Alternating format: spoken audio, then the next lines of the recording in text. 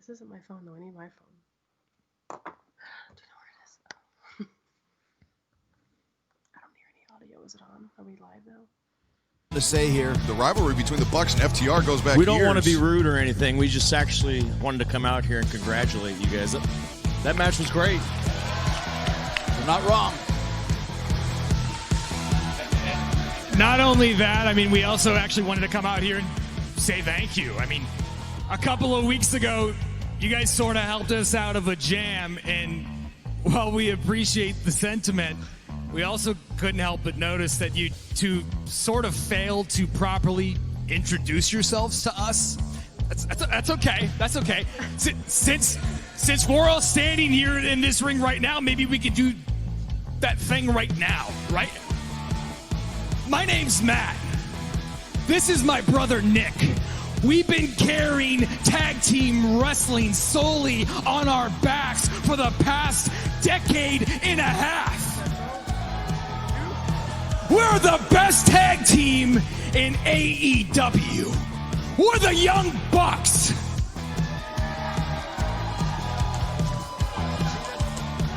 It's so nice to meet you. Finally. Welcome back, All Elite family, to another exciting edition of the All Elite podcast. As always, I'm your host, All Elite Andy, and once again, we are down our boy AJ. He's dealing with a couple of personal things, so once again, we are joined by none other than Phil's girlfriend, Keira. So we still have a three-person, I should say, booth. How are you guys doing tonight? You didn't even introduce me. Dude, yeah, we got Phil. He's here every Wednesday. Dude, your record's better than AJ's at this point, but Yeah, I would say so too.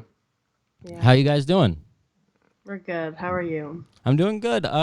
Dynamite tonight wasn't super duper exciting, but it wasn't bad. I really enjoyed most of the show. I couldn't say there was anything to complain about, but we've just had some exciting weeks, you know, for the past couple weeks. So it wasn't that this one was bad. It was just a lot to live up to, I guess. Yeah, anything's better than the COVID shows, right? Like deep in the heart of when it first started, and you had the squash matches basically taking up a quarter of the show. Yeah, like you said, it was a good episode, not a great episode. It didn't have many like high points, but it also didn't have many low points. Which means it was good. I liked it. Yeah, it looks like you disagree with us a little bit. But I hate Cody as usual, but I did like the women's part. Maybe that's what made me. Yeah, there were a lot of Very women's into it. segments in this match, or on this I mean, show. not really, but at the same time, I liked what they did with them. Yeah, the women's segments that they did have were definitely entertaining nonetheless, and I think they did a good job at setting some stuff up for the future as well. The show overall, like I said, it wasn't bad, and we opened up with the match between the Butcher and the Blade taking on FTR, which is where we actually got the promo that we opened the show with, the post-match. The match itself was actually really good, and it makes sense. That's what they were going for. They really want to, FTR especially, really want to show their traditional style of tag team wrestling and what they think tag team wrestling should be, and I think they did a good job, obviously picking up the victory in their debut.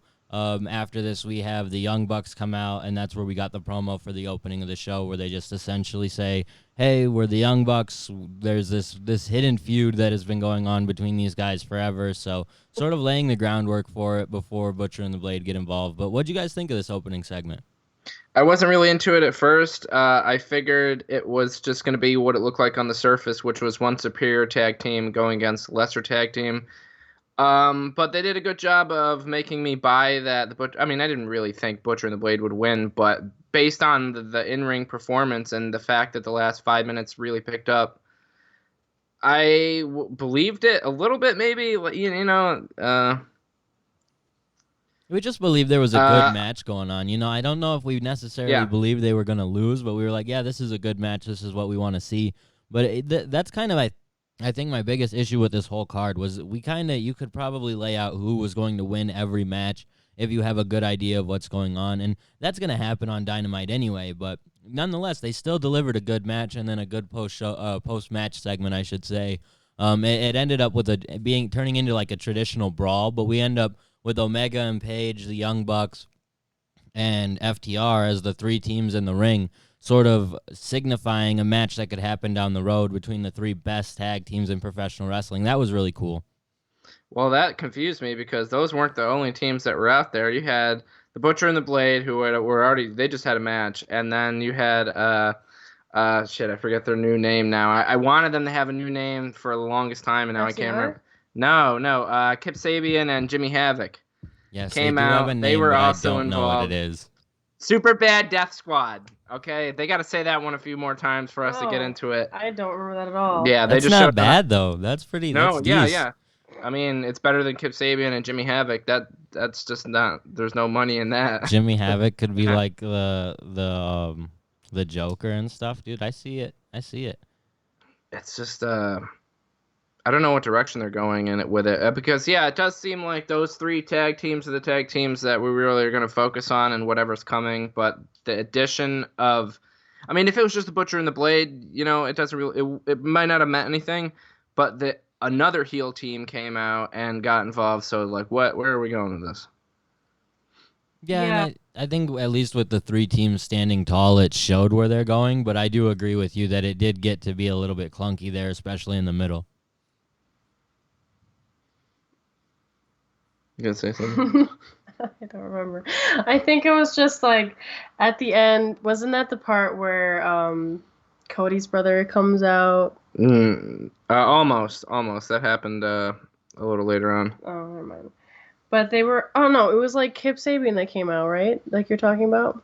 Yeah, that was. And it like made no sense, but it worked. Oh yeah. It was weird, but it worked.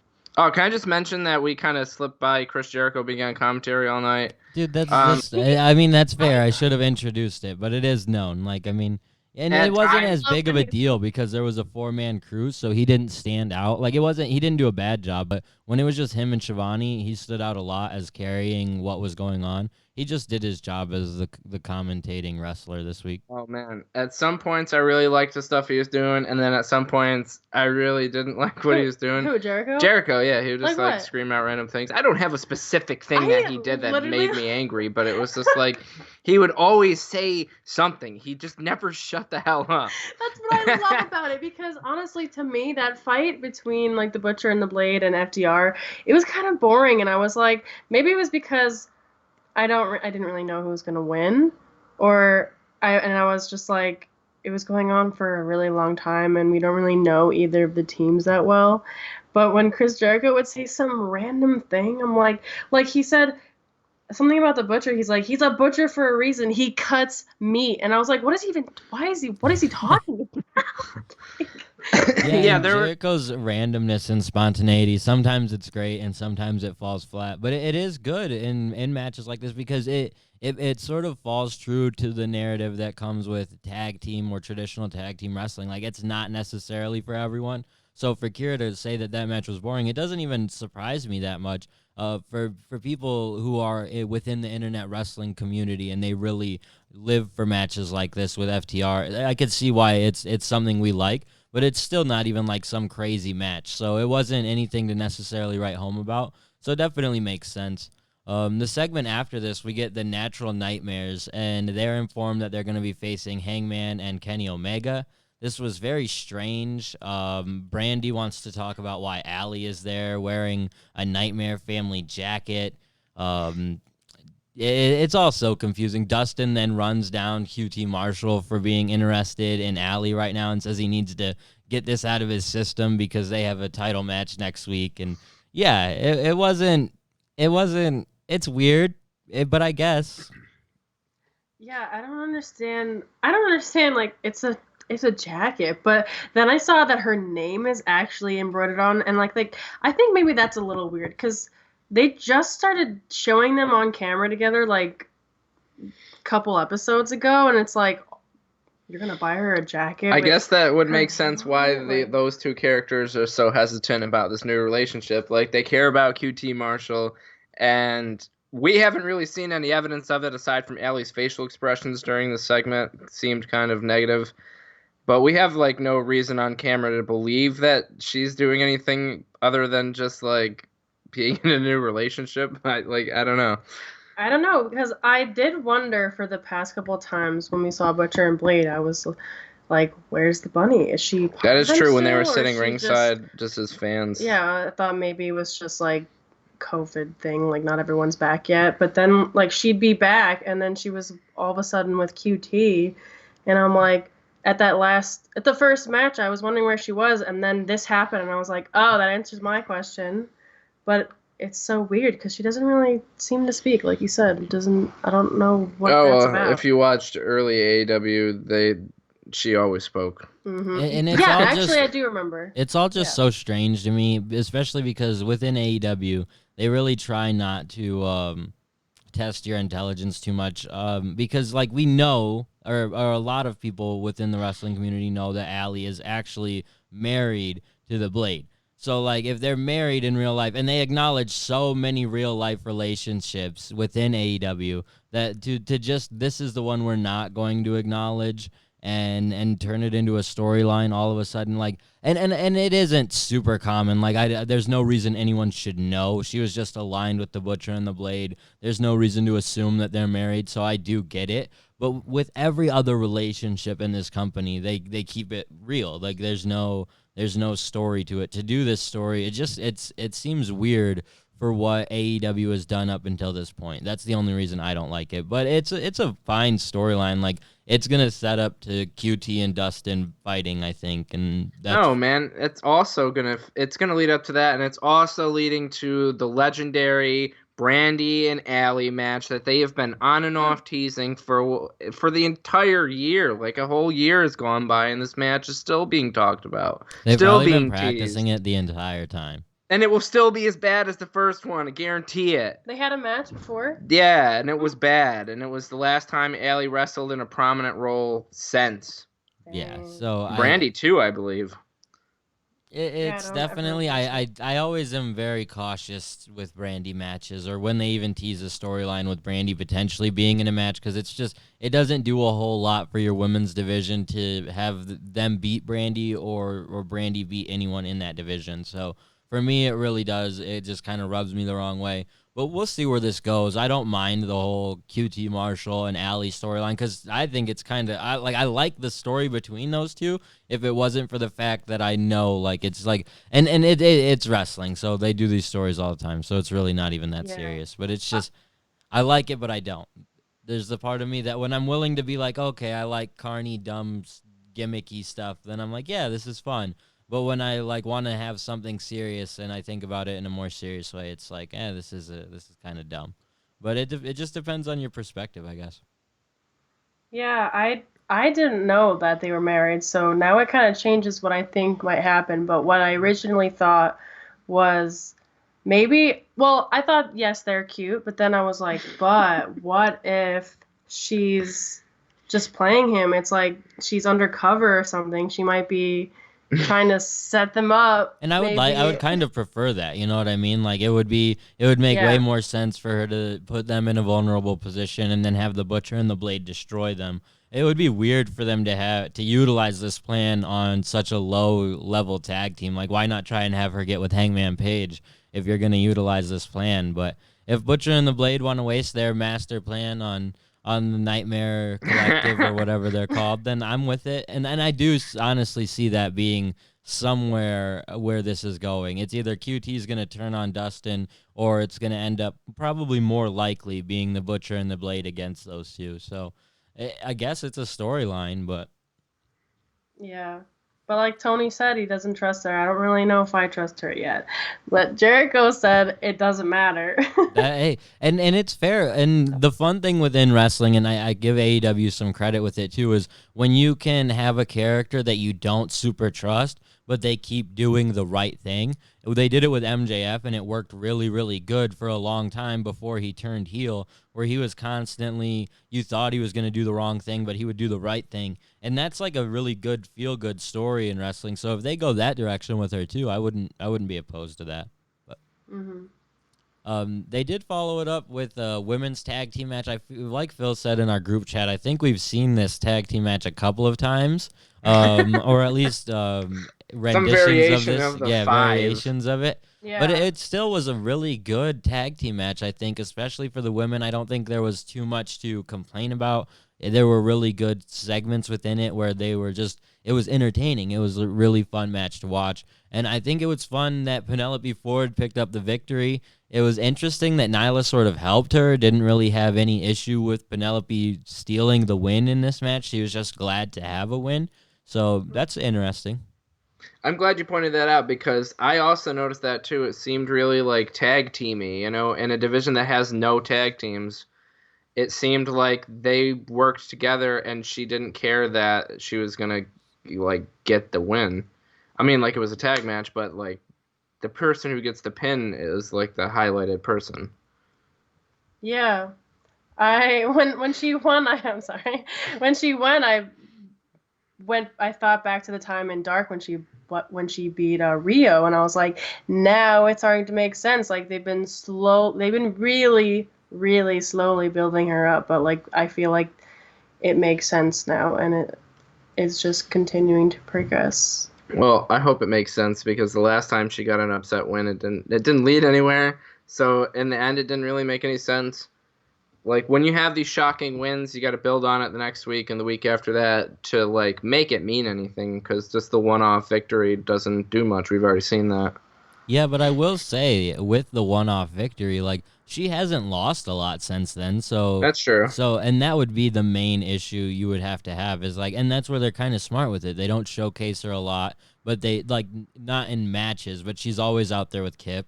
When she does wrestle, she kind of picks up surprise victories, or it's like a contendership, so she loses because she's just not at that level yet. But they're doing a really good job at steadily pushing her. And this thing they have going with Nyla will be interesting because it felt like Nyla was falling into this almost like a lackey kind of role, which would be shocking to see. Like I don't see that to be the way it would actually come about, but for it to just be that way for 1 week is interesting. Like they're going somewhere with this. Which is good because like we're not just going directly into Nyla Rose versus Hikaru Shida right away again because at that point you aren't building anyone else up. You're recycling a match that people would kind of expect to be recycled, and then you have nowhere else to go after this. If you do Hikaru Shida versus Penelope Ford, that will probably be a really good match because Hikaru's really good, and Penelope can do a lot of athletic stuff as well. So it should be an entertaining match, and then you easily go to that Nyla Rose match afterwards. And so it is smart. I like it. It's a different direction than I expected, but it's one that I definitely was hoping they would go. Yeah, it's funny that you do say that they could be recycled. I feel like they already kind of are. It's like you said earlier, and how Phil said earlier, it feels like they're just showing the same people over and like we've seen them be in this match before, but I think we've also seen them in like a all for one type of thing. Fatal 4-way. I was thinking that like we've seen this match before, but then also it makes sense that Shida and Statlander are a tag team because they've kind of showed that when they weren't even in a team together that they were kind of working together. And then we know Penelope is a bad guy because of all the time she interferes with Kip's. Yeah, I mean, moral of the story here is basically the underlining storyline is we got to get some fresh faces here in the women's division. Yeah. Desperately, because a month from now when you have the same, I mean, Baker's out for that. What'd she say? She's going to come back for Fyter Fest? I think so. Maybe. I think no. All or was Out it would Fight be for my the Fallen guess. or whatever? All Out, yeah. Fight for the Fallen, brother. Come on. No, but she'll be back by All Out, and she'll probably do something in some capacity at Fyter Fest, but I don't know. And they're still building up that situation with Big Swole, so that's true too. I always forget about Big Swole because she's not really featured on TV that much in matches. Like she had the match with Nyla. That was like her one showcase match. Maybe she had a squash match in the COVID thing. The argument with Britt last that's week. So true. They had a rare storyline. They talked about it today, though, so and then they just randomly showed Britt on the sidelines watching the match. But yeah, I guess there's only so much you can do if you're building a feud for her, and she's like got to play the part of sitting ringside in a wheelchair. Like, how many times can Big Swole like come after her and she drives away? Yeah, and they're just in a really tough position with their women's division because they relied on at least 2 or 3 really strong talent that were overseas talent that live in Japan or other countries, or B. Priestley lives in the UK. Like, they all live in other countries. And, of course, you don't expect a pandemic to happen where you can't fly any of them in. But now here we are. You can't fly any of them in. And the amount of talented women in the United States, they're there. I'm not going to act like they're not. But I'm also not going to act like it's super easy to find, or like the women, like people weren't ranting and raving about indie women's wrestling before this pandemic happened. And they because even if there were good women, a lot of them were just signed up by WWE in the last 5-10 years. So it's just there's not a whole lot of women out there right now. Like, there are a couple, and who knows if they can develop some type of relationship with Impact. There's Tessa Blanchard. There's a lot of other good women that I'm sure, Keira, a lot of these names aren't super familiar to you, but I Tessa Blanchard's one that if you hear it now, when she does show up in AEW, the hype will be there. So just sort of remember the name, because she's probably the most talented women's wrestler they could bring in within the next couple months. Outside of that, though, Phil, I'm super like, who? You know what I mean? Yeah. So, but I do like that they've built up Penelope, because she's not someone that I would have even a couple months ago been like, yeah, she's a surefire pick, but it's a decent pick. After that match, we got a couple of video segments. The first one being just a black and white video of Darby Allin. He decided to go and hang out with Tony Hawk. Apparently, he's not cleared to wrestle, but he's cleared to skate. Skate here. And then he does a couple of sick moves off some ladders, because why the fuck not? And yeah, I don't know. Darby, I really liked Darby at first, but it's not there so much anymore. I feel the same exact way. I'm just like, I thought he was like so cool and badass, and now I'm just like, Yeah, we gotta get some fans. Shut up. We gotta get some fans in there for Darby to get us back on his side, I guess, because without the crowd reaction, I don't know, man. Him saying he's injured and then doing skateboard tricks off a ladder seems dumb. Even if it had nothing to do with anything, if he was doing it just to do it, it's dumb. Well, but he did get it at the last shot. So who cares? Do you think Tony Hawk sat around and watched him? Well, maybe he did at the last one. Tony was. I saw somebody holding the ladder for him at one point. Maybe Tony went over and started holding the ladder for him.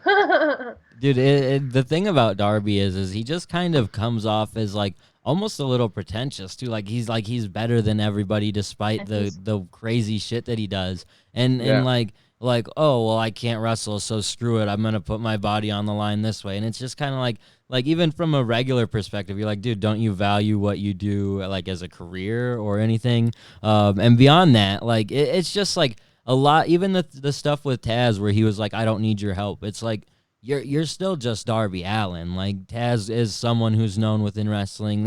He's just kind of had this attitude lately where it's like, and maybe that's what they're going for, where they kind of want him to be this tweener, you don't know if he's good or bad type of situation. Yeah. But he's lost a little bit for me. Yeah, because there was that one time when, Cody beat him, and he pushed him to go shake his hand like he does with everybody, and he didn't want to take his thanks. He was salty. Or accept his things. Take his things. I thought it was weird, this whole segment. But I thought it was funny. I had to pause it. I was like, why is Tony Hawk there?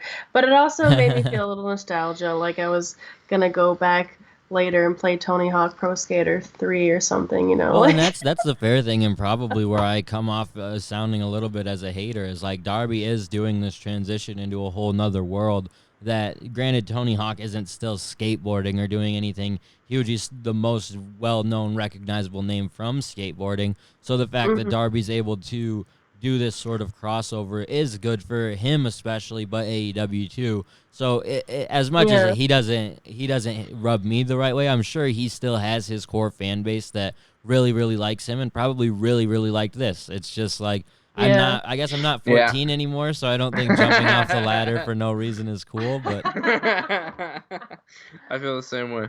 I did like that that he landed it at the end. I'm glad they Wouldn't it showed be? that. Wouldn't it But be I'm so? like, I'm like thinking that this obviously means he's gonna Oh do my it God! to somebody. Wouldn't that be like so probably fucking? Sammy, I think, because he hates him because of that one time. Like, right? He like broke the skateboard over his head. Can so. you imagine how stupid it would have been if he never hit the trick? Like he recorded it for like 3 hours, just destroying his body, and then he was like, "Fuck it, I can't do it. Let's do something else." You're right.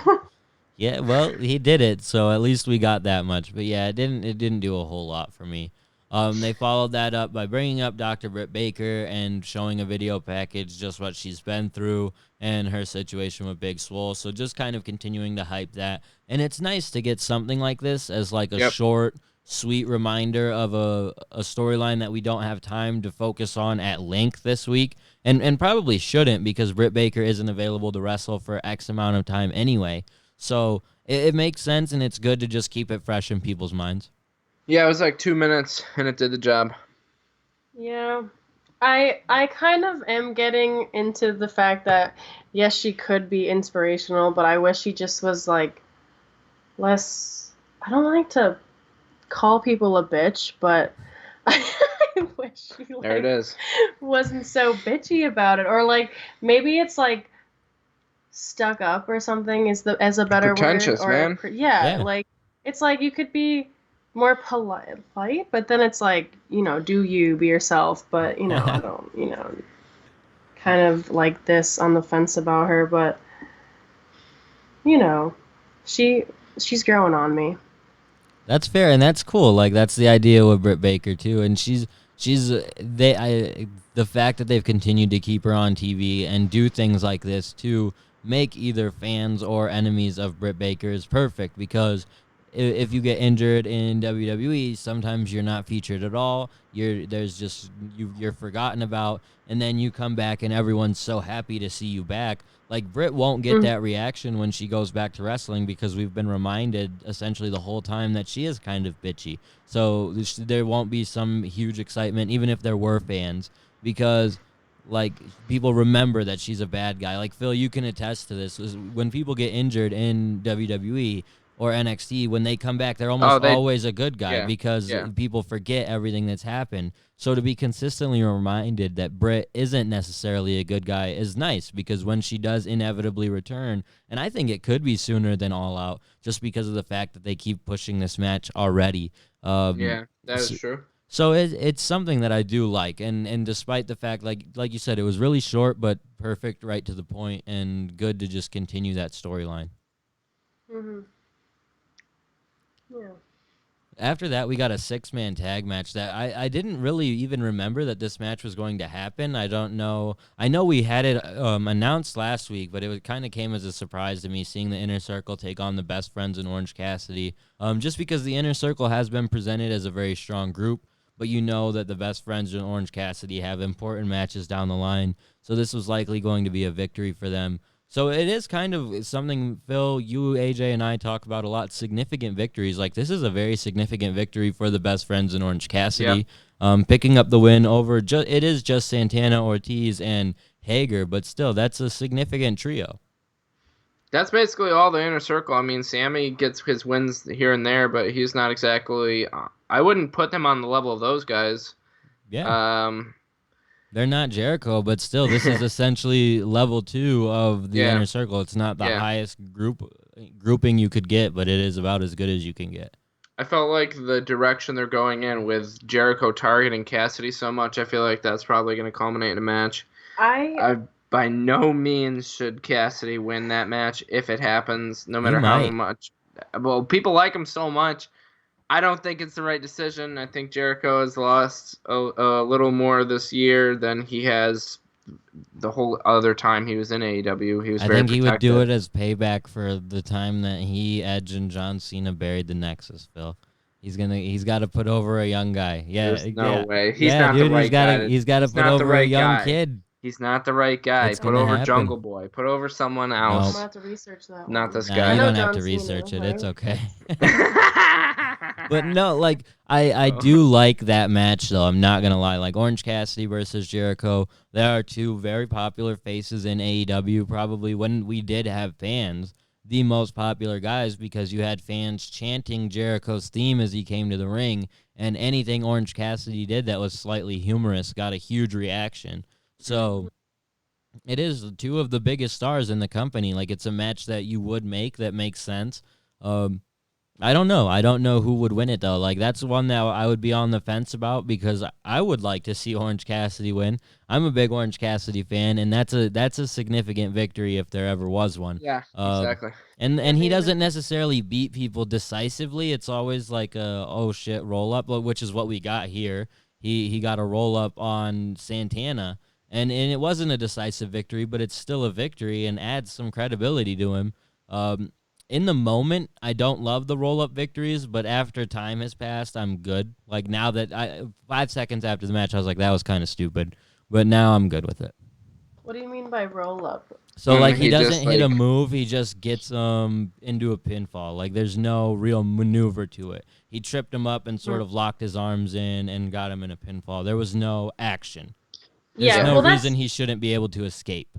that's like kind of the thing with Orange Cassidy. Though. There's never like, what did you say the word was? There's no like motive or there's no like action. Like he just puts his hand in his pockets and somehow he's like running all over the place. And how did he do that? Like he's just like very nonchalant about it, but he's good. And they're like making a point to show him more, so it's interesting. At one point I really thought, how crazy would it be if he pinned Hager? Because they were talking about how they're kind of opposites. They're like complete opposites. Big man, little man. Yeah. And like Hager goes to extremes and then like Cassidy's just whatever. I thought the beatdown at the end was a little jarring because usually Cassidy isn't seen in ways like that where he's truly like Blood. he got the shit kicked out of him, bleeding. Also thought something I just thought about. We were talking about it. There was no mention of Mike Tyson this week. He It's- did. I think at the in very commentary, I'm sure he threw out a one-liner, but as a focus on the show, Right. didn't talk about it, and they seem to be leading to this match with Cassidy. So it's like, So, was there ever really a plan there, or was it always supposed to just be a one-off thing, man? Like it's just it's just a weird moment Maybe in they're, AEW history. maybe they're gonna make us forget about it, and then like one day he'll And then show you'll up get and be like, the- "What? Mike Tyson. What? He's here now?" Oh, Mike Tyson will help him win at Fighter Fest. Maybe. I mean, that would kind Snuff of be, in theory, a good way to book it. You don't. I mean, the Mike Tyson thing is weird. Now it's something I was also thinking. We got this whole beatdown. We got everything. We don't get any mention of Mike Tyson except for brief mention on commentary. So who knows if they're actually going to focus on that type of matchup or if it was just like a thing to lead up to this match. But I don't know. It's a weird thing to tease and not deliver on. How can I like can't even though it's 20 plus pounds of oranges? That's what they said, 20 plus. I don't know if Excalibur is just exaggerating like he always does, but how did that make him bleed? Oranges? No, can he got really... he got hit with a bat 20 before he got hit with the oranges. Oh, Yeah. okay. He smashed him in the face with the edge of the bat, and that's what made him bleed. And then he got hit with the blood oranges. I thought you were gonna say I really thought it was the when they said that they were gonna cave his head in with the oranges, and you were like, I thought that's where you were leading with that because Oh, I remember or you when they talking said about that. they really literally beat him to a pulp. Yeah, That was another funny. Excalibur A lot line. of puns. Yeah, lots of orange puns here, and hey, they said Blood Orange Cassidy has just been juiced. That was Jericho's line. Oh, So my Yeah. God. they all got one in. So at some point, it Jesus definitely Christ. became too much. But the segment itself is good, and leading up to a Jericho and Orange Cassidy match this way is actually really smart. Like, they haven't had an official match or anything, not even a tag team match, so there's still time to build up with that, and I like it. So a good match for Fyter Fest especially. This is one that will have people excited for that 2-week extravaganza as they're promoting it. After that, we get Tony Schiavone. He's in the crowd and wants to talk to Billy Gunn, of all people, for whatever fucking reason. He's just, we're in the crowd with superfan Billy Gunn and his son, Austin. And instead, MJF interrupts, thank God. and talks about how he's had an undefeated streak forever. He has the ring, and of all people, Jungle Boy gets a shot at the TNT title. He says that everyone knows that no matter how good he is on the mic, how over he gets with the marks, there's always a ceiling that holds him down. He's the great white shark swimming in a sea of minnows, and then for some reason Billy Gunn feels the need to pipe in and say he's a great white. So we're just setting up a match apparently between Billy Gunn and MJF because that's what the people want to see. Yeah, why is there always MJF against old men with the Diamond Dallas Page thing? That's the first thing I thought of. Man, Austin Gunn must really suck if he hasn't gotten an opportunity by now, man. They showcase this dude so much, but they never even throw him like a loser match on Dark. I mean, He had a is match. he that He green? and his dad put Yeah, somebody over before. Who cares? Who remembers that? But yeah, dude, talking about Austin him as a Gunn's singles most notable wrestler. thing I've ever seen him do was on a Twitch stream during WrestleMania weekend 2 years ago. So he's What nothing. did he do? new. That was so impactful He was that you just remember wasted. He was just wasted. So like him being a fan in the crowd is perfect, but him ever becoming a wrestler, even especially because he's been a fan for this long, like I feel like it just can't happen. Like maybe if he ends up maybe he's just training this whole time and he'll end up being really good, which at that point it is smart to keep him off, but I don't know. He's not someone that I'm super over on. Yeah, are you looking forward to the Billy Gunn match next week against Dude, MJF? my dog was. Did you hear it? He was hyped up for the Billy Gunn match. So I mean, I don't know. That's not even a significant victory to me. Billy Gunn matches are just like nothing. It's even less than a Dustin match. Like that's how low it is. Oh, for sure, man. No. Dustin's been established. I wouldn't even be surprised if he got like Wardlow to fight it for him because he's a little That bitch. would make a lot of sense. I'd be looking forward to seeing Because that. he always hides He would behind him. just He's kill like, him. Wardlow. Another guy who never wrestles for no reason, Wardlow. Well, and that would make sense, honestly, because then it gives Wardlow like a big guy to squash instead of continuing to beat the little guys like he has. Marco. Yeah. And we haven't seen, like this week was the first week in a while, we haven't really seen any of the big guys do anything, you know? Yep. Mm-hmm. It's kind of strange. Yeah, I was disappointed when they showed Archer in the beginning of the show, and he wasn't. He's just sitting there, so obviously he's not going to do anything or He get looked involved. like a sad little boy. Yeah. Yeah, so I don't know. The Wardlow thing, that's probably where they're going. It makes the most sense for MJF to come out and be like, yeah, I'm not doing this fucking match. Like, this is a Wardlow match. And then Wardlow wins, so that's great. We talked about how Billy Gunn's not established as a vet. Colt Cabana has been established as a vet. He's someone that, Phil, you thought was going to win his match with Sammy Guevara. Yeah. But Sammy picks up the win. This wasn't really like a huge home run match in terms of match quality, but it is we talk about significant victories, beating Colt, who has somewhat of a record going for himself. He's losing steam for sure. That's exactly why the Dark Order is recruiting him.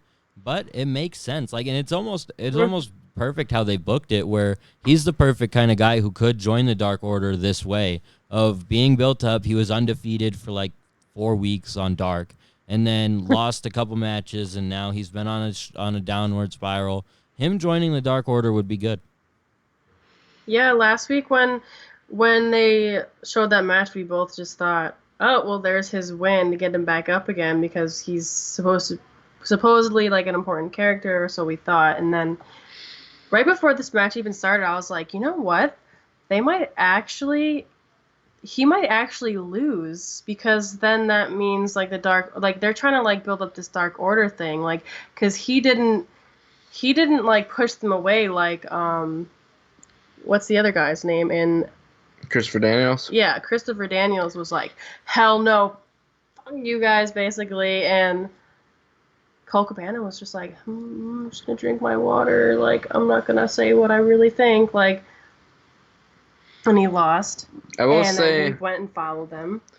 I will say about whatever direction they're going in here, I'm not going to be interested in it if Colt Cabana snaps out of it, or his friends talk him down and he's a good guy fighting Brody Lee. I don't care about that. So you want him to go full Dark Order? Yes, I do. It's the only thing from this angle that I would be interested in seeing. I don't want to see Brody Lee against Colt Cabana on the buy-in. I don't want to see that. It's because, I mean, is it because you don't like him though? No, I just don't think it's a good matchup, and it's a story they've kind of already done a couple of times with a couple people where they're like, "Oh, join us," and people are like, "No, no."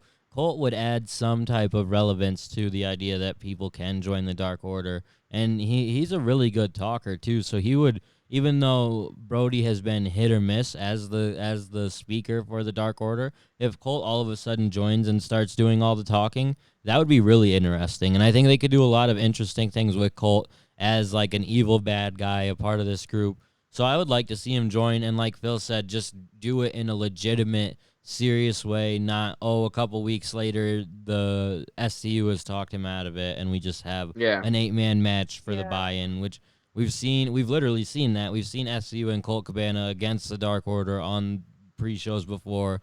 Like, Brody was supposed to be elevated by his previous feud. Now his lack of doing anything, like, if he just goes up against Colt, who's been on a losing streak, who does that help? Yeah, exactly. It's just weird. I'm sorry. It's just weird, like, I don't know where they're going to take him with this, because when they're interviewing him and asking him about it, he's not really being open about it. He's, like, kind of almost ashamed.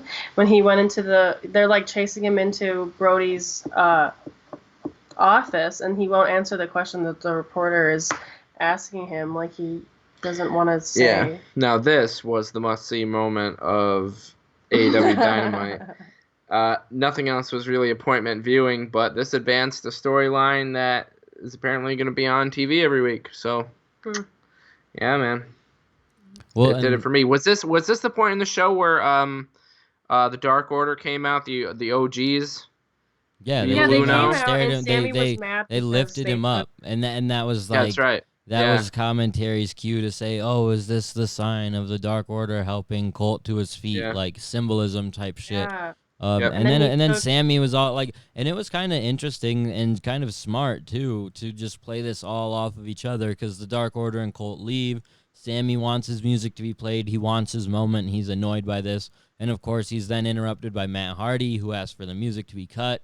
Sammy wants to know what the hell Matt Hardy's problem is. Matt says he has no issues. He respects Sammy. He sees a young Matt Hardy in Sammy.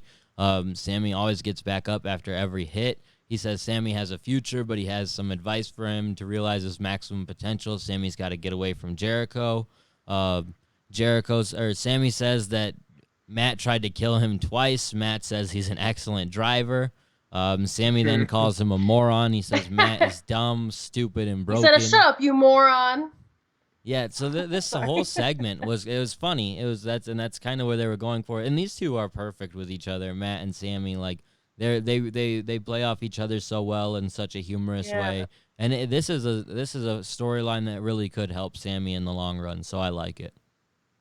Yeah, I think it's interesting that Matt Hardy's going for Sammy, because I think he's like trying to recruit Sammy almost. They like, get away from Jericho, like you don't need him, and like maybe he's just like doing that because he knows that he's maybe the weakest link. Because like last week, I know Phil said like everyone has their place. Like Santana and Ortiz are a tag team. Jericho is like Le Champion.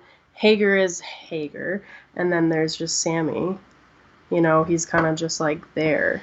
Maybe they're starting with the weakest link, and then maybe he's going to try to break the inner circle one by one. So who will he go to next? Or is he stopping there? Yeah, it would be interesting to see if he did break Sammy away. Like, is it for Sammy's to be a single star, or are they going to do something together since they have that chemistry with each other? Because they allude to it with the whole "you remind me of a young Matt Hardy." I thought they alluded to it when Sammy was singing Jericho's theme out of tune, just like to showcase that they're not on the same page, really. Like just little stupid things like that. Like why else is he off key like that? It was such a he's wasted, bro. It's just for entertainment, you know. But I do think like they have to be going somewhere with this, and I almost wonder if it's just a way to, because they had hinted early on when Matt first joined and we first got into the pandemic of doing like a final deletion type thing with Matt and Sammy. Going to the Hardy compound. I think even Matt invited Sammy there at one point. but then they didn't actually get to do that. So I wonder if they're trying to run it back to that storyline, and these two would make the perfect sense to do something like that. But regardless, I think I like that as we go to Fyter Fest, and they want to do a 2-week show apparently, and these are 2-hour shows. Like, we're building up different storylines for almost every character at this point, because we have 4 hours to fill, and I don't want to see any rematches week to week. I don't want to see anyone compete both weeks, you know? If it's going to be a 2-week show, make it genuine in the fact that 1 week is one card and the other week is another card, and we're not just rehashing people both weeks because it's a 2-week show. You know what I mean? Yeah. So, yeah, it was a fine segment, a good way to build up between those two. We then get a Joey Janela promo, which I've been begging for, but apparently they wanted to give it to me in the shittiest way possible. I love Joey, and that's what's tough for me, and that's where I'm not. It says to be continued, so maybe this gets better, but this was, I don't know, and it's good because Janela's sitting here, he's wondering how he went from facing Moxley in a main event to fading into the darkness. Now he's trying to find himself, but apparently is going to team with Sonny Kiss. It's funny because in other companies, joining or becoming a tag team is a good way to sort of reintroduce your name out there. In AEW, it's not, because their tag team division is so deep. Like, he'd be better off as a singles, I'd almost say. Yes. You need those lower card faces. He's just, it kind of feels like he's being thrown in with somebody who also isn't really doing anything in Sonny Kiss. Like, they had a random tag team a few weeks ago. That is the history of these two. And they might have tagged on Dark like 6 months ago. Yeah, okay. I knew there was like another time. I don't know. I thought the weirdest part was of that whole little skit was the that he's like that he was at the bar and he didn't the waiter, no, I'm sorry, the bartender, like, went to go high-five him, and, like, he's such a bad boy that he didn't high-five him. Like, okay. He's like, not a bad boy. He's a sad boy. He's the sad boy. He's depressed. No, but Joey. I thought, like, his name is, like, I'm a bad boy. Yeah. And it's, like, unless that's what they were trying to get at now, that he's a sad boy. No, I he's guess the that makes sense, sad too. boy. But, Yes. like... Unfortunately for Joey, I don't think his current plan of getting back to relevance is going to really work out for him. I will say though, like Joey with videos or hype videos is really good. So I do think that he will at least get this in the right direction, and it won't be super flat. But I also know that the person that he created those videos with is no longer working with him. So it might not be so simple to put together videos of that caliber. But it's worth noting that he has consistently, like, I've never seen a bad Joey Janela vignette. This one was probably the closest one to it. Well, that promo he did when Penelope Ford low-blowed him, that one sucked. Yeah, that was bad. But since then, and this could still be good. That's where I guess I'm saying is, like, with it being a slow thing, it's to be continued. Like, and it's the first time. Well, actually, not the first time. They've done a couple of like cinematic type vignettes like this, so I like that they're continuing this one. Maybe it'll last for a couple of weeks, and those two will debut as a team at Fyter Fest or something. I'm not gonna be excited about it. I don't think. I don't really. The pairing doesn't do anything for me.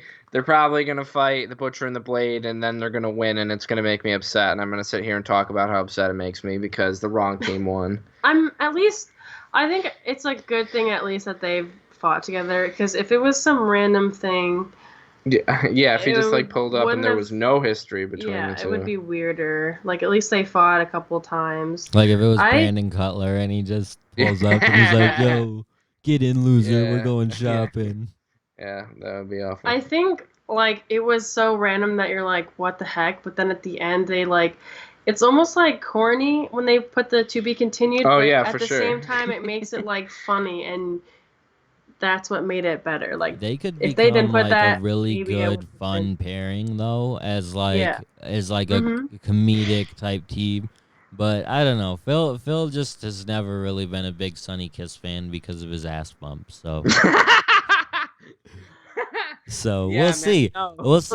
We'll see how serious the Sunny Kiss character is going forward. Like if they can get in and just like the flamboyant stuff, I'm super cool with that. Just like I said, maybe a little bit more serious. That would be great, and that would be exactly what I would like to see. And he and Joey, they do a decent job when they are teaming. So who knows what we could see from them? I'm curious. I'm genuinely curious because I want Joey to have something good.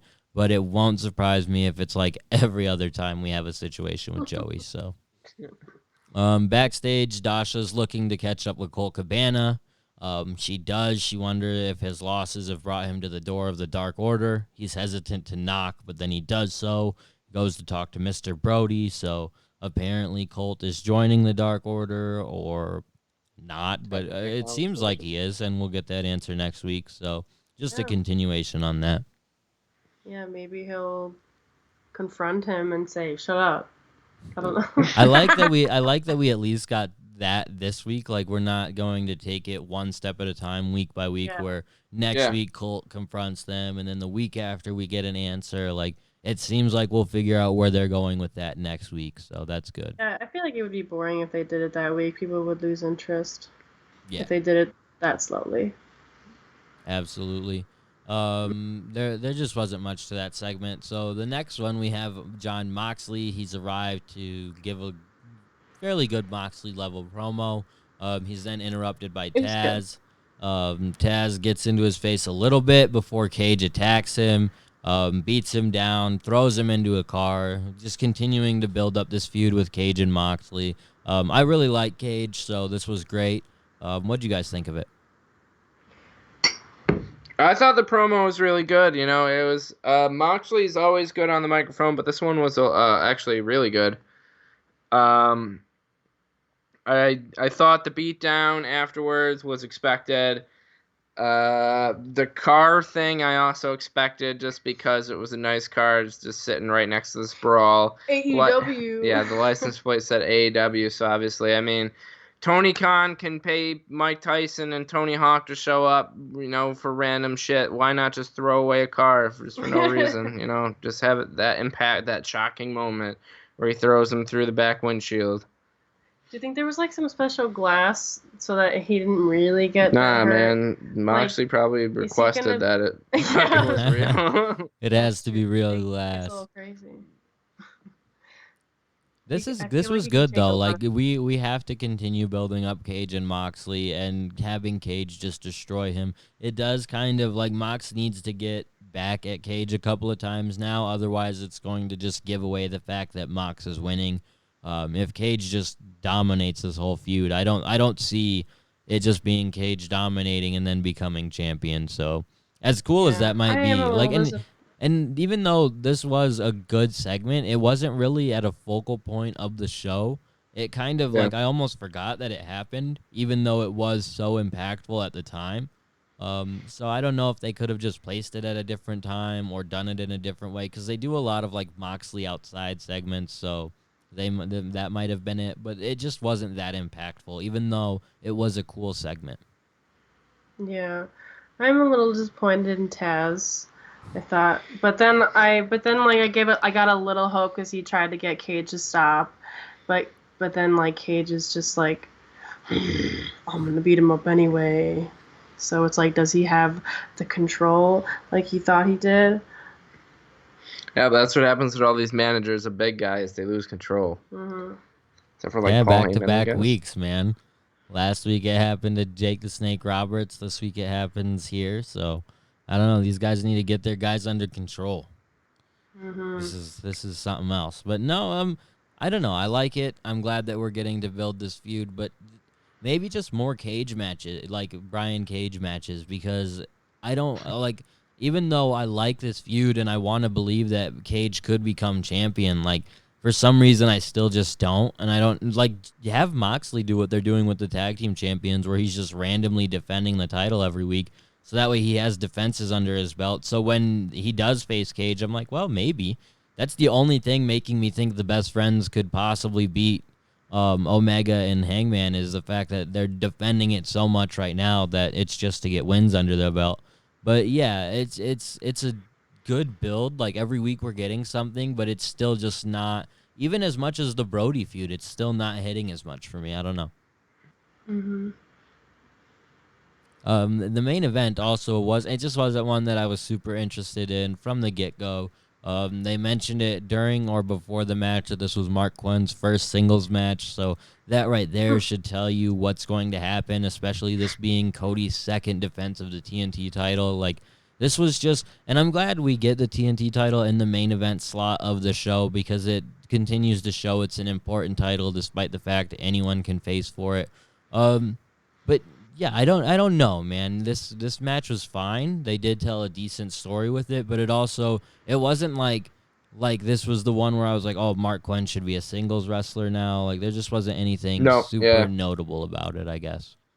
I think that's, it's hard to place that on a guy who's so young, but I was also thinking that, like, usually when tag team guys get these big single showcase matches, you come away saying, oh, you come away with some kind of opinion on if they should pursue a singles like career or they should stick with tag teaming now.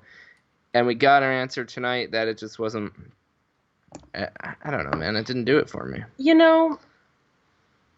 I thought that it was different because whenever we see Isaiah and Mark Quinn, they are always like kind of like, not that they don't take their fights seriously, but I feel like they joke around and they're having fun. They're like, laughing or that weird scream. I don't know if they still do that. No, I don't know. That's the other guy. This one, Mark Quinn, obviously it's a title match, so it is serious, but he just seemed serious. Maybe also because he was, I noticed he had a Black Lives Matter arm. Maybe he's just serious because of what's going on, but all of it combined because it's a title match. But it did show like a different side to him. I think he was a little bit more serious. And just like the fact that Cody, he's always doing some kind of move to like disable the other competition instead of just like wrestling. Maybe it's me being against the whole. It's just smart wrestling. Yeah, she absolutely hates it. What? She thinks that it's an unfair advantage when a body part is targeted. Is picked apart and targeted. I mean, because it's like he's saying, I can't defeat you unless I disable a part of your body. Like, oh, I'm gonna go for your leg this time so you can't walk, and then I'm gonna fuck you up. He didn't even like wrestle him. He got him to just tap out. Like, I feel like it should feel better of a win if you completely like just tire them out and pin them down like a fucking. Like a man. Yeah. Well, and what I will say though, Phil, like... while you and I aren't necessarily clamoring for another Mark Quinn singles match, when he does have another singles match, this does add some credibility to it. Where if it's against someone at a mid-card level, I'll be like, well, he could win. Or even someone like Dustin or something like that. Like, he can beat people. Whereas, like, in the match, like I said, it wasn't bad. Definitely wasn't bad. They did tell a story, him being beaten down, targeting the injured ankle. He does a high spot to the outside, doesn't really pick up any situation where you think he's going to win, but then ends up having to tap out. So, yeah, I mean, I like that Cody's defending the title, but I just thought that this could have been...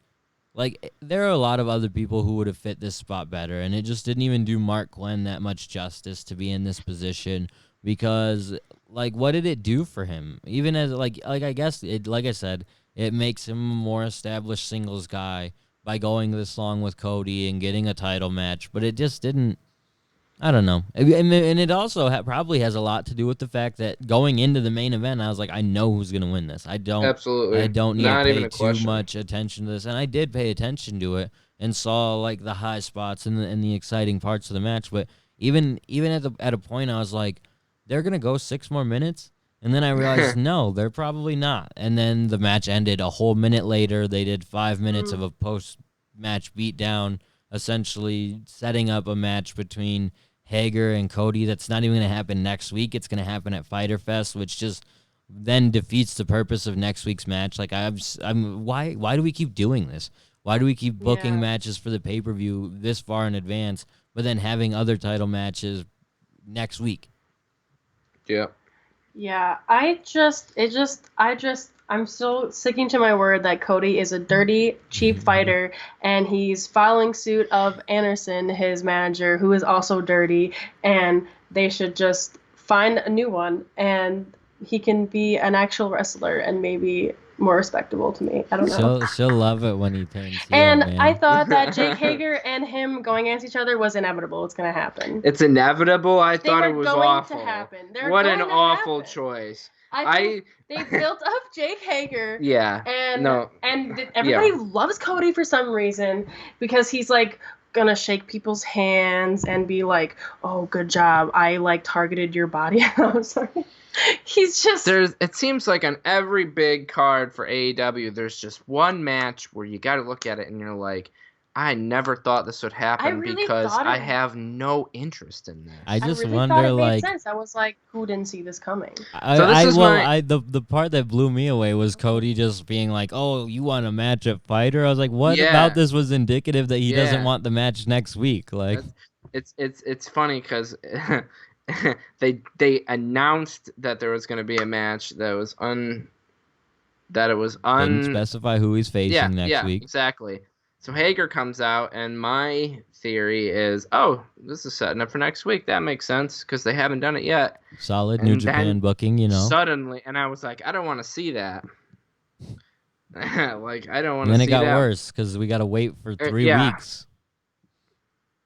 3 weeks. Awful. And it takes away any hype from future TNT title matches, man. So, yeah, I'm not... It doesn't blow me away that that's what they're setting up. That the fact that was the main event segment, like this is gonna be another one where Joseph is sending shout out to Joseph, the resident AEW hater of our group chat. He's gonna be sending us pictures of Cody versus Jack Swagger from WWE main event 2011. I guarantee it, dude. This match definitely happened before on some throwaway WWE show. So. And oh man, can I just say that the show ended in another pull apart brawl. Now I know they officially pulled apart. Okay, yeah, I know. Yeah, that's true. I know that they end on that a lot, but what bothered me was it happened so much tonight. That was the third time the pull apart brawl happened.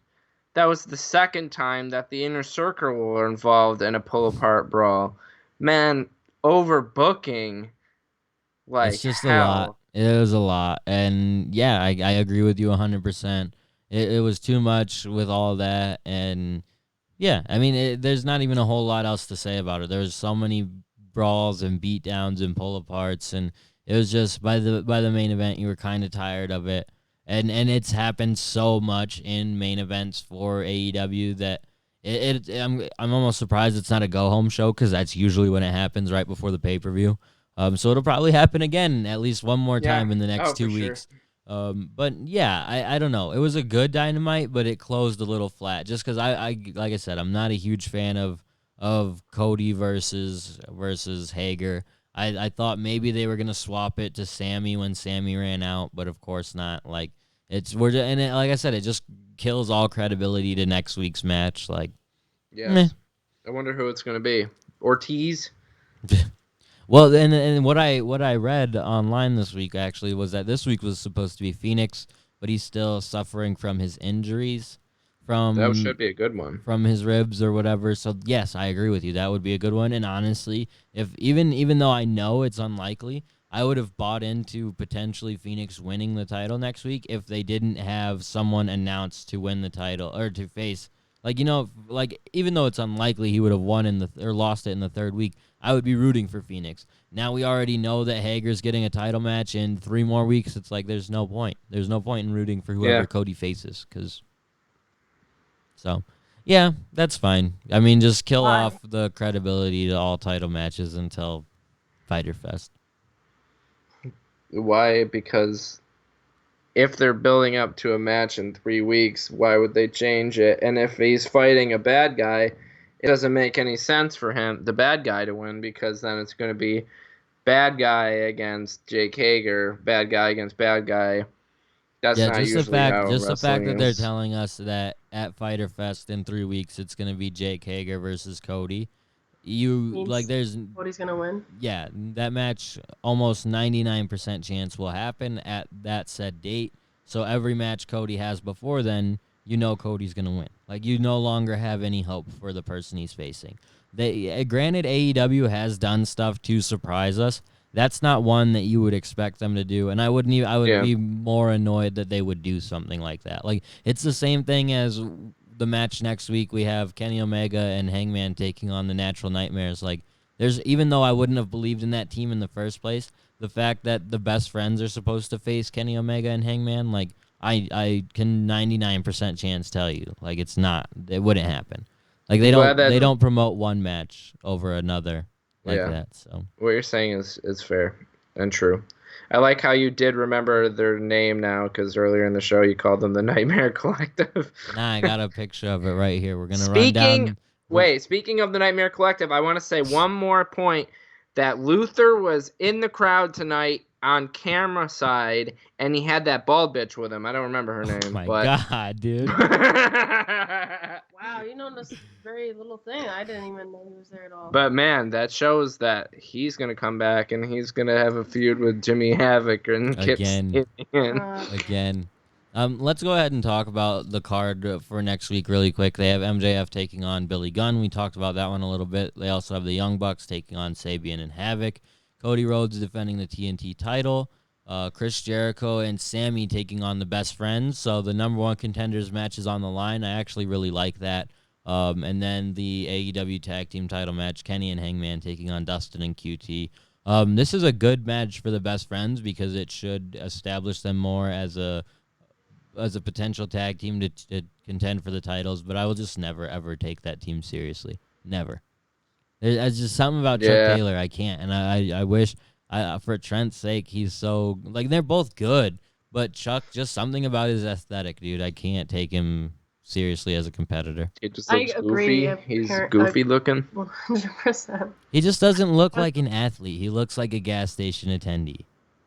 Oh, that's so mean. It's mean because it's true. You could see Chuck Taylor working at your local Sitgo, and you wouldn't even notice it. You would not be like, hey, are you on TNT? You'd just be like, oh, yeah, can I get some gum? So, I mean, I've always been a fan of Chuck, so it does sound harsh. I get it, but it's true. Like, it's true. He's very much carried by his partner. It could be inspirational to some people, maybe. He's regular like us. But again, it will be a significant victory for them because I do assume that they'll win, even if it's by disqualification or something. If they don't, that's great, and I do like that they're putting the number one contendership on the line because it does. Again, it just adds credibility to what they've got going on. So. Who knows? Maybe we'll get the Natural Nightmares versus Les Sex Gods at Fyter Fest instead, Phil. Yeah, that would be great. I would really like to see that one. The rest of the card for next week, it's kind of similar to this week where you could tell it's like we're in the filler mode. We've got at least 1 or 2 more weeks of this filler mode before we get really into pushing Fyter Fest, which makes sense. Like, it's natural booking, what you would expect. I just wish, like, specifically the TNT title match they could have held off on, because that's the one thing that adds excitement to each week right now is, like, oh, could he lose the title? Like, granted, we're pretty sure he won't. Like, now we're really sure he won't. So. I feel like the match isn't even going to be a significant thing because you've already got a tag title match and you have a tag number one contendership match. Those are 2 pretty big matches itself. If it was going to be like a huge show with like 3 huge matches, they probably would have already announced it by now. But if it's really just going to be him against some random guy, like the fucking librarian comes out and makes his re-debut, like... Yeah, that's where I'm lost on it not being Hager next week because there's no real indication at who it will be next week. Like, maybe they're waiting to see if Phoenix is cleared, so they'll use him. But if not, they'll use someone else. Maybe they're looking to debut another new talent, which I don't even agree with at this point because they have so many talent they need to showcase that it would just be unfair to introduce someone else. Like, I don't know. So, and just thinking off the top of my head, who could it be? Maybe Darby. Darby also technically wasn't cleared for competition this week, so you announce him in the next couple days when he is cleared. That would maybe make some sense. But yeah, other than that, there's not a whole lot of people that names stick out to me, especially with them kind of having, like, it's not a stacked card in terms of, like, I'm excited for it, but they do have a lot of talent on the card. Yep, true. Like MJF has a match, Cody or Jericho and Sammy have a match. Like, these are all people I could expect. You mentioned it, like Santana and Ortiz, maybe one of them, just because they've been wanting to be like, oh, tag team guys can be singles wrestlers now too. And they've already had I believe both of them have had a match against Cody already. I think there has been matches where they haven't been in a tag team, Yeah, right? one of them definitely has faced Cody, at least, maybe both of them, but that would probably make sense to me, and would be a way to then lead into the Hager match. So yeah, I'm not. It's not a home run for me, but I'm curious. Like, and there's still a lot of talent that they're not able to showcase because of the COVID still. So at least things are getting off to a better start. Leading up to Fyter Fest is exciting. I think that covers everything for us this week, because Phil doesn't watch Dark and make us talk about it anymore. No. And that's the crazy part. If we think Dynamite's a filler show, imagine what Dark is right now. Like, it's literally just a show to add to records. So it is.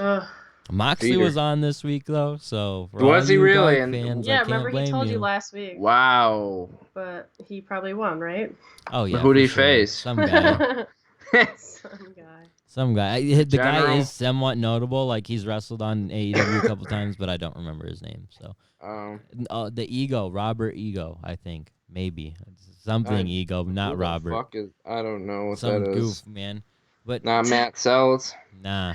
But we will be back next week. After Dynamite, we'll be back with AJ. So we will have all four of us. We said that I think last week when we couldn't count. So. Wait, so if I'm still here, it's still 4, or is it 5? Bet. No, it is it's 4. 4. Right and where's the 5th man, Keira? His dog? The dog was on the show. You never know. So, no, we'll be back with AJ. So we'll have all 4 of us. We'll be here to discuss Dynamite like we are every week. Phil, you want to plug your social media? We do it every week. We could just skip it this week. I don't need to do it this week. I don't want to spell my name out for the people. It's there. Care. I told you. It's there on video. So. Keira, you want to plug your social media? I surely will. Wait, I forgot to talk about something. No, go So for it. I just would like to go back to the Cody fight. That was a little relevant, but recent that we talked about them. I liked how Cody came out in his Nightmare Collective shirt, and it was rainbow. I'm assuming that it's because of LGBTQIA plus Pride. It's Pride Month, so I appreciated that they brought up. No, and I think they mentioned it too. They said something about how that shirt is available on Pro Wrestling Tees. The proceeds for that are going to some type of organization. I don't think it was exactly that one, but something along those lines. There's a lot, so it's hard to know exactly what they were going for, but it is that. And that is good. Like, I agree with you, and I'm glad you brought that up, because we would have skipped it over, and we shouldn't, because it's cool. So good on Cody for that. And then also the one thing, like, you bringing that up reminds me that it was cool to hear Excalibur bring up the fact that Mark Quinn was wearing an armband that had the Black Lives Matter thing on it. Like, I know that they've done, or Keith Lee did something like this at NXT TakeOver. So WWE isn't going against it either, but it's not something we would have seen in wrestling even 2 years ago. So the fact that both companies are being very inclusive about that matter and not shying away from it, at least being willing to talk about it, is cool. So you have to appreciate that. But Keira, go ahead, plug your social media, and we will wrap things up. It's my name, Keira. On Twitter at Keira_Slater, SLATER. I don't ever talk about wrestling. I think I have tweeted Cody Rhodes sucks before, so if you want to follow me for occasional tweets like that, then you know where to go. And as always, you can follow the podcast on Twitter at All Elite Podcast. We're on Facebook at facebook.com/AllElitePod. We are also on Instagram at All Elite Everything and YouTube at youtube.com/All Elite Podcast. If you're watching us there, make sure you smash that subscribe button, brother. You can also catch me on Twitter at All Elite Andy. Until next time, thank you guys for tuning in. See ya. Bye.